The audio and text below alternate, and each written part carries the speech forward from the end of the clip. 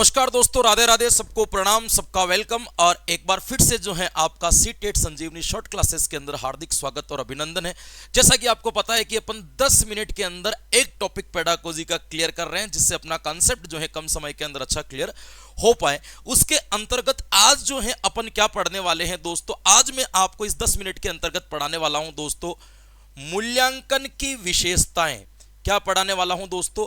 मूल्यांकन की विशेषताएं। काफी प्रैक्टिकल प्रश्न जो है यहां से आपके पेडागोजी वाले पार्ट के अंतर्गत पूछे जाते हैं, तो आपको ध्यान रखना है कि एक अच्छे मूल्यांकन की कितनी विशेषताएं होती हैं, या एक अच्छे मूल्यांकन की विशेषताओं को कितने भागों के अंदर बांटा जा सकता है। तो दोस्तों मैं यहां पे ये बता देता हूं कि एक अच्छे मूल्यांकन की पहली विशेषता होती है, उसको कहा जाता है आपके वस्तुनिष्ठता।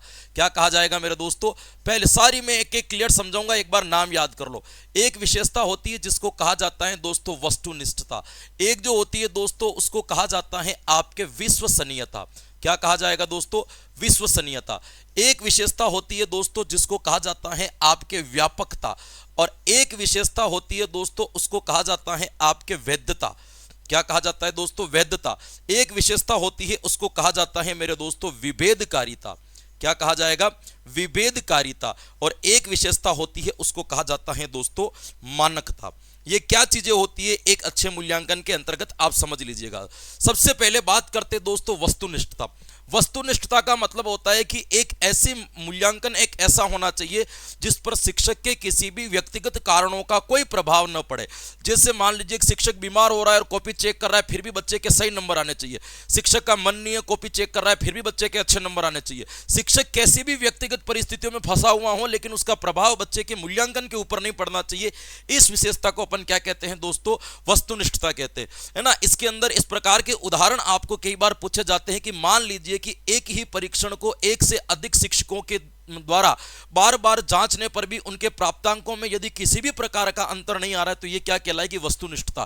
क्योंकि वस्तुनिष्ठ हर मैं जांच रहा हूं, आप जांच रहे और कोई टीचर जांच रहा है, नंबर सबके सेम आ रहे हैं, मतलब ये वस्तुनिष्ठता है कि किसी भी शिक्षक के व्यक्तिगत कारण का कोई प्रभाव नहीं पड़ रहा। चाहे रिश्तेदार भी एग्जाम के अंदर बैठा हुआ हो, फिर भी फर्क नहीं पड़ता। ये तब संभव होता है जब उत्तर लिखना ना हो, बल्कि उत्तर की केवल पहचान करनी हो, जैसे ऑब्जेक्टिव टाइप के जो प्रश्न होते हैं। ध्यान रखिएगा, यदि मूल्यांकन के अंतर्गत या वस्तुनिष्ठता की कमी होती ना, तो वस्तुनिष्ठता की कमी से बालकों के अंदर या मूल्यांकन के अंदर एक त्रुटि उत्पन्न होती है दोस्तों। उस त्रुटि का क्या नाम है दोस्तों? उस त्रुटि का नाम है आपके व्यक्तिगत त्रुटि। ध्यान रखना, वस्तुनिष्ठता की कमी से कौन सी त्रुटि आती है? तो व्यक्तिगत त्रुटि। या उल्टा आपको पूछ ले कि बताओ व्यक्तिगत त्रुटि को किससे दूर किया जा सकता है, तो वस्तुनिष्ठता के द्वारा किया जा सकता है। एक आती है आपके विश्वसनीयता। विश्वसनीयता का मतलब होता है कि आप मूल्यांकन कितना शुद्ध तरीके से कर रहे हो, यानी जहां पे बच्चे ने उत्तर लिखा है उसके प्राप्तांक जांचने पर लगभग समान रहने चाहिए। जैसे इसका थोड़ा सा प्रोसेस उल्टा हो जाता है।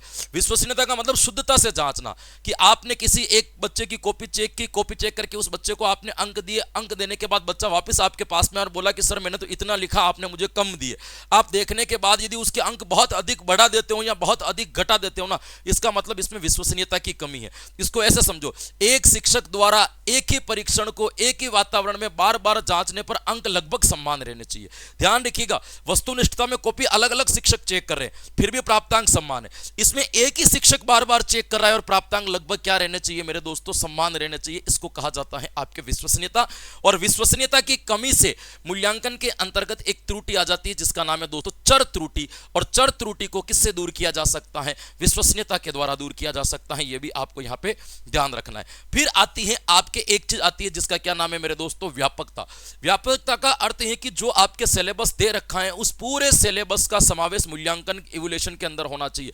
मतलब ऐसा नहीं है कि जैसे 10 यूनिट दे रखी है तो 10 ही यूनिट में से हल्के हल्के प्रश्न होने चाहिए। ऐसा नहीं होना चाहिए कि सारे के सारे प्रश्न एक ही यूनिट से उठा करके दे दिए हो। व्यापकता का मतलब संपूर्ण पाठ्यक्रम का समावेश होना क्या कहलाती है मेरे दोस्तों? व्यापकता कहलाती है, ये ध्यान रखना। फिर आती है आपके वैधता। वैधता क्या होती है समझिएगा।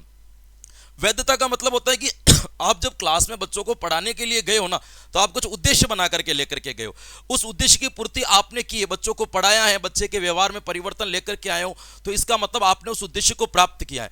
अब जब आप मूल्यांकन ले रहे हो तो आपको उसी उद्देश्य को जांचना है कि मैंने जो उद्देश्य निर्माण किए थे उस उद्देश्य की पूर्ति हुई कि नहीं हुई है। उसी उद्देश्य को जांचने के लिए मूल्यांकन के प्रश्न निर्धारण करना है। उद्देश्य से हटकर के प्रश्न नहीं होने चाहिए। सिंपल भाषा में मैं यूं, क्लास में जो पढ़ाया है, सिलेबस में जो है, उसी के प्रश्न एग्जाम में आने चाहिए। उसके अतिरिक्त आपको एग्जाम में प्रश्न नहीं पूछने, इसको कहा जाता है आपके वैधता। यदि किसी मूल्यांकन के दौरान या किसी के अंतर्गत एक विशेषता पाई जाती है, एक त्रुटि पाई जाती है, जिसका नाम होता है मेरे दोस्तों, जिसका जो नाम होता है अस्थिर त्रुटि। अस्थिर त्रुटि का मतलब ऐसी त्रुटि जो सभी बालक समान रूप से करे, वो अस्थिर त्रुटि कहलाती है। इस अस्थिर त्रुटि को दूर करने का एकमात्र माध्यम जो बताया गया है, वो क्या बताया गया है दोस्तों? वैधता बताया गया है। और यह भी ध्यान रखना, इस वैधता को मूल्यांकन की अनिवार्य विशेषता कहा जाता है कि मूल्यांकन के अंदर कौन सी विशेषता का होना जरूरी है। तो ध्यान रखना, मूल्यांकन के अंदर कौन सी विशेषता का होना जरूरी है? वैधता का होना जरूरी है। फिर आती है आपकी विभेदकारिता। विभेदकारिता क्या होती है?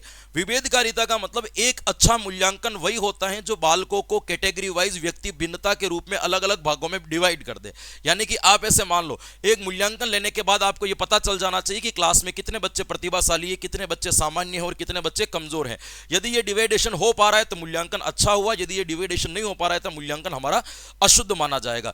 इसको मैं ऐसे कह के भी आपको समझा सकता हूं। जैसे देखिएगा, है ना, कि एक परीक्षण के दौरान सभी बालकों के समान अंक प्राप्त हो जाते हैं। मान लीजिए एक टीचर ने कोई मूल्यांकन लिया, उस मूल्यांकन में सभी बच्चों के समान अंक आ गए, सब बच्चों के 100 में से 80 नंबर आ गए। तो इसमें मूल्यांकन की कौन सी विशेषता की कमी रही? तो इसमें आपके विभेदकारिता की कमी रही, क्योंकि सबके 100 में से 80 नंबर आए तो हम डिवाइडेशन कैसे करेंगे? कैसे पता चलेगा कि बच्चा इंटेलिजेंट कौन है और जो है कमजोर बच्चा कौन है? इसका पता नहीं चल सकेगा। यह भी मूल्यांकन की विशेषता कहलाती है। फिर आती है आपके मानकता। मानकता का मतलब होता है कि एक मूल्यांकन के अंदर समान स्तर के बालकों को समाहित करना। समान स्तर का मतलब एक मूल्यांकन के अंतर्गत या जिसका मूल्यांकन ले रहा है उस ग्रुप में सारे बच्चे वो होने चाहिए जिनका अधिगम स्तर समान है या फिर उनकी उपलब्धि समान है। जैसे आप सीटेट का एग्जाम दे रहे हो, कौन दे सकते हैं सीटेट का एग्जाम? जिसने शिक्षक प्रशिक्षण यानी कि शिक्षक का ट्रेनिंग ले रखी हो, प्रशिक्षण कर रखा हो, वही दे सकते हैं। इसका मतलब जिसने ले रखा है वो सीटेट दे रहा है, मतलब उनकी क्या हो जाएगी? आपके सम्मान उपलब्धि हो जाएगी। ये तो होती है आपके मूल्यांकन की खास विशेषताएं, वस्तुनिष्ठता, विश्वसनीयता, व्यापकता, वैधता और कौन सी होती? विभेदकारिता और मानकता। यहां से बहुत प्रश्न आते हैं। इसके बाद में कुछ सामान्य विशेषताएं और होती है जो आपको याद रखना है कि मूल्यांकन हमेशा कैसा होना चाहिए?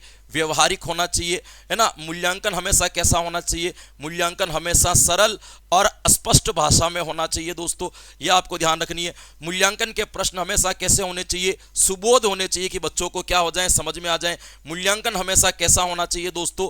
मूल्यांकन हमेशा संतोषप्रद होना चाहिए। और मूल्यांकन हमेशा कैसा होना चाहिए दोस्तों? जो जीवन के लिए उपयोगी हो, जो जीवन के लिए लाभदायक हो। यह मूल्यांकन की क्या कहलाएगी मेरे दोस्तों? अच्छी विशेषताएं कहलाएगी। यह हो गया आपके मूल्यांकन की विशेषताओं के प्रश्न। समय का मेरा अभाव है, डिटेल आपको देखनी है तो हमारे चैनल की प्लेलिस्ट खोलिए, उसके अंदर आपको साइकोलॉजी का भी निःशुल्क बैच मिल जाएगा, शिक्षण वीडियो का भी निःशुल्क बैच मिल जाएगा। उसके अंदर ये सारी डिटेल्स जो है मैं पढ़ा रहा हूं, उनकी क्लासें कंटिन्यू चल रही है विधिवत रूप से। यदि लंबी क्लास देखनी तो वहां जुड़े, और शॉर्ट ट्रिक के साथ में यदि अपनी तैयारी को मजबूत करना है तो इसी सीरीज के साथ में बने हुए रहे। आशा करता हूं कि क्लास आपको बहुत अच्छी लगी होगी। अच्छी लगी है तो अपने दोस्तों के साथ में जरूर शेयर करें। कल फिर मिलेंगे कुछ नए कंटेंट के साथ में, तब तक के लिए मुझे दीजिए आज्ञा। Thank you so much. Radhe Radhe and जय हिंद।